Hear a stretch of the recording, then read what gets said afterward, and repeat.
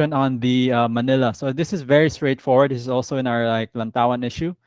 So very clearly you can see that Manila started out with just like a traditional Spanish colony plaza and then developed into a walled city. And the city, of course, was built in a sort of concentric pattern. The plaza being in the near center and the residential and commercial areas being built around it. We have the map over here. Come on, I don't know what's going on with my internet. It's lagging at the worst time. So sectoral model. So this one was published in 1939, a bit more realistic, taking into account like the geographical features, but the most important feature is really taking into account the transportation and industry sector. So what's it called? Hoyt argued that cities don't radiate equally like a circle, but more they develop in branches or like cheese wedges because they start out with a circular model and started like playing around with the circular model. And then you have here number one as the business central business district, the CBD, four as middle income residential, five as high class residential. They still have access to the CBD. And then three as low class residential, kind of like similar in patterns with the high class, but also with like access to CBD, but the land prices tend to be lower. This could be due to like geographical factors and also environmental factors.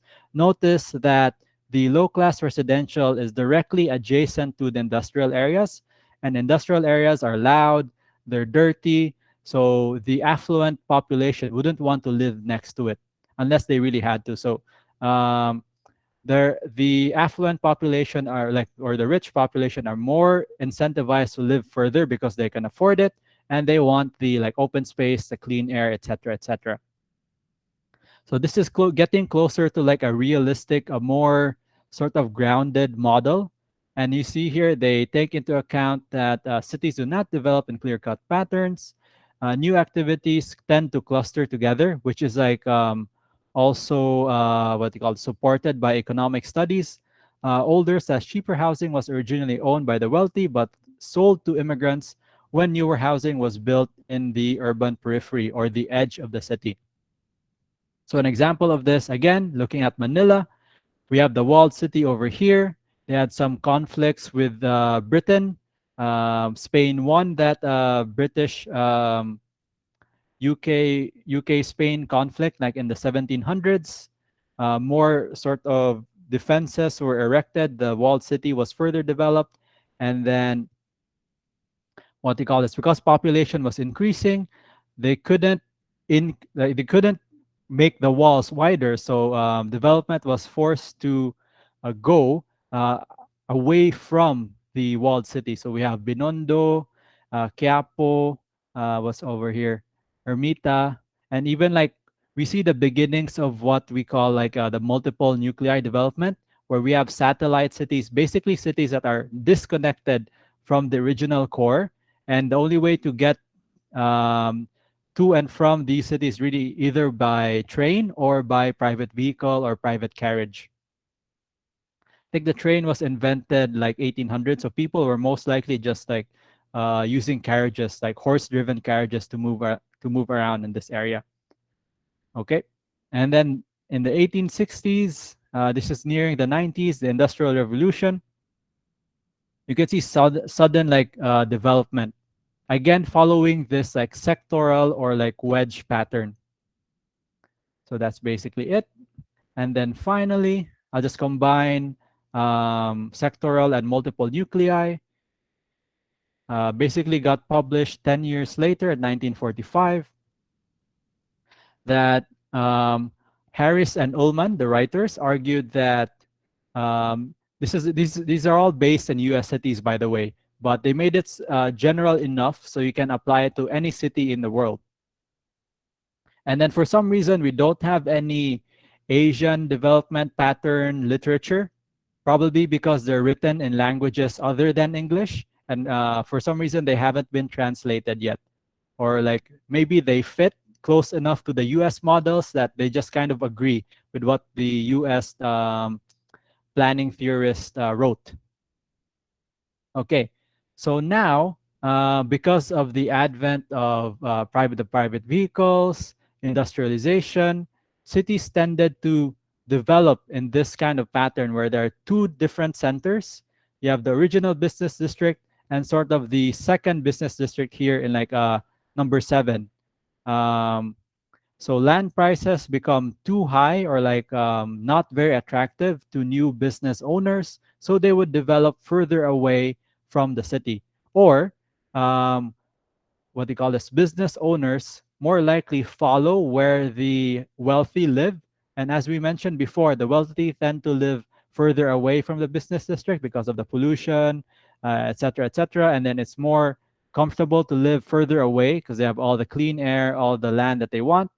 And then because the wealthy move away, the business tends to follow that. The business sector tends to follow that because they want that target market. So we see a similar thing happen in Cebu. So let me just load Cebu City over here. And we also see the same thing happen in Manila. So let me load Manila down here. So you see, Intramuros or the original CB, basically the historical center of Manila is no longer a residential area, but instead a museum.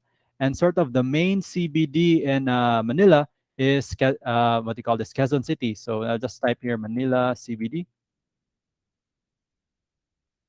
And you can see this pattern happen all over the world, where old centers become like historical districts, and then the new center would be something like here, like Makati in Manila.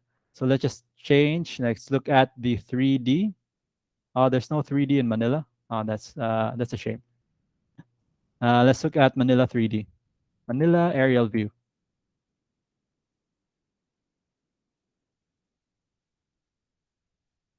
So I have something like this. And then in Cebu, we have something similar with our old historical district being sort of forgotten. This is something that everyone in Cebu City, basically everyone in the construction industry, architecture industry, heritage industry, if you can call it industry, is really trying to get not just the government but also the general public to care more about these areas. And then there are several different initiatives like to make it more meaningful to people.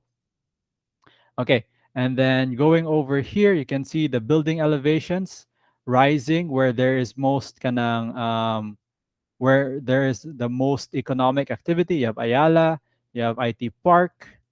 I think this would also count as the Ayala area. And then you have the Fuentes Mania Circle, along with the different hospitals and schools.